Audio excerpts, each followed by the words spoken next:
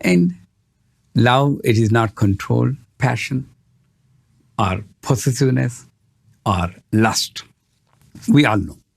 Madana word comes from Manmadha, the one who agitates the mind. Now, this Jiva, he forgot about his past. Well, I'm so lucky to be born as a human being, to have a guru, to have been introduced to this great system. Forgot.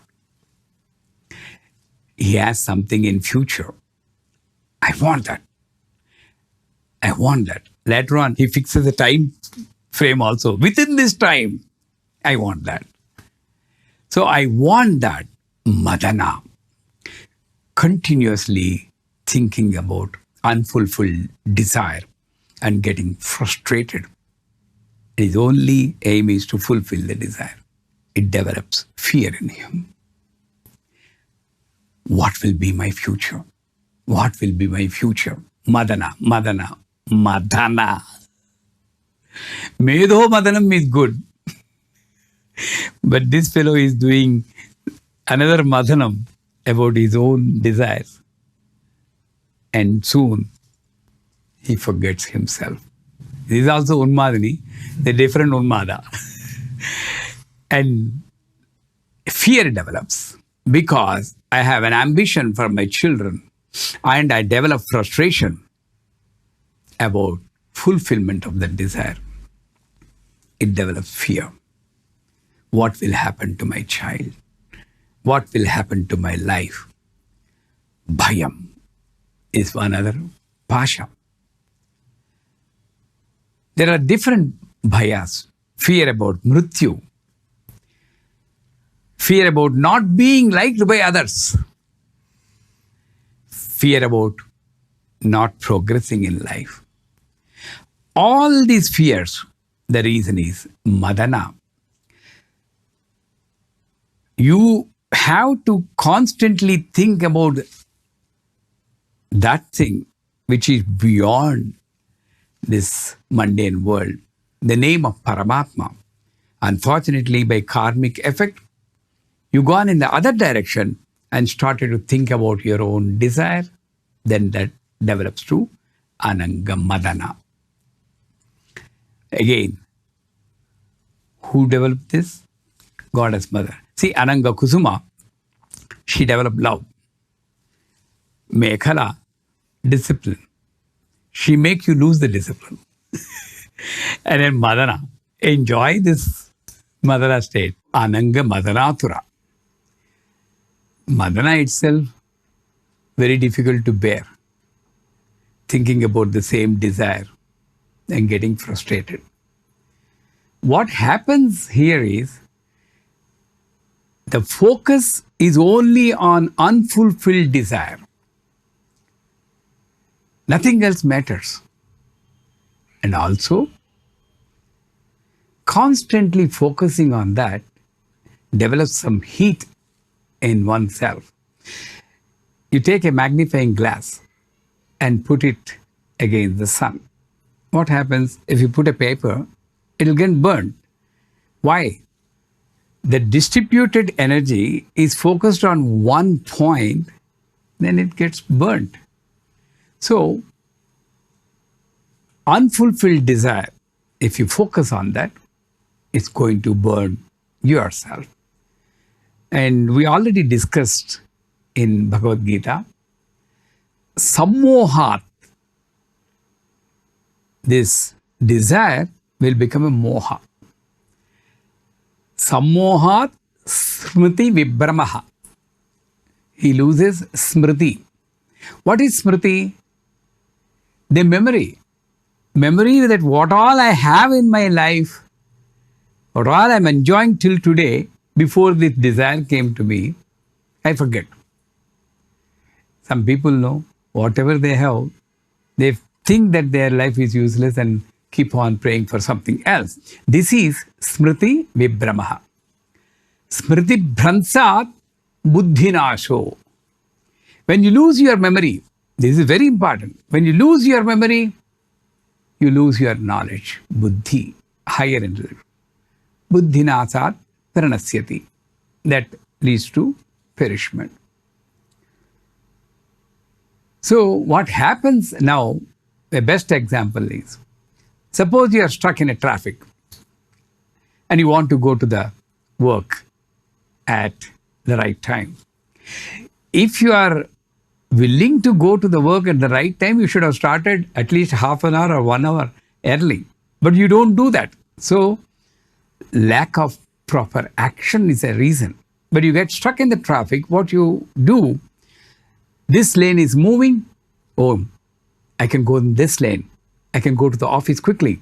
So he goes to that lane. Well, after he goes to that lane, this stops. This one is moving. No. This one is moving. We see many people nowadays, changing the lanes like that. This is wavy movement. Ananga Madanatra gives you a wavy movement which develops a lot of heat. Actually, if this focus is on spiritual target, it works well. Whatever happens, I need to achieve spiritually what I want.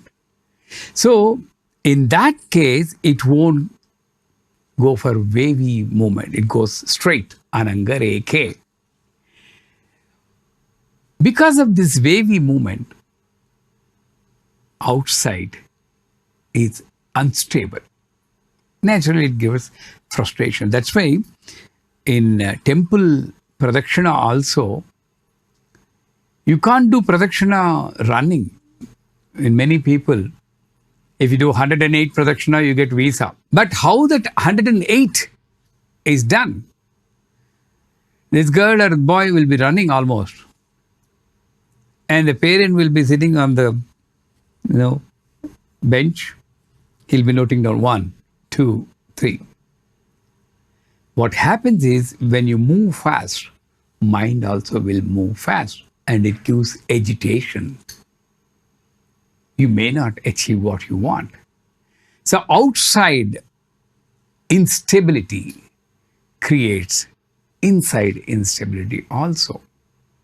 That's why pradakshina should be done as per Shankaracharya in such a slow speed that a pregnant woman with an oil can or vessel filled with oil in her hand moves so that the oil doesn't get spilled out.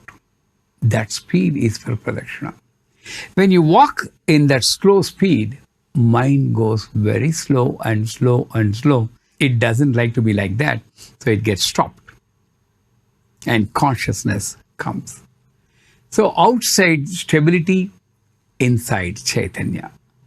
Outside instability, inside Sarva Samshobhana. Kumbhakarna example is the best one. He did a great tapas, no doubt about that. 500 years. Nowadays we can't sit more than half an hour or 2 hours for a japa, maybe 4 hours. 500 years. But what happened is, in his anxiety to fulfill his desire of not getting killed or not getting death at all, he fumbled. When actual situation came, when the God appeared before him, instead of asking for longevity, he asked for long sleep. Of course, Saraswati played a trick on his tongue. That's different. But if you are focused on the target, spiritual target, and forget about the desires, then this would not have happened. So, you lose vichakshana in Ananga Madanatura. And then comes Ananga Rekhe. In Sanskrit, every syllable has got some hidden energy, hidden meaning. Ra is fire. Kha is sky. Rekha is that kind of path, fire-like path, knowledge path, which makes you free from all mundane bonds and gives you the experience of astral travel. Ka.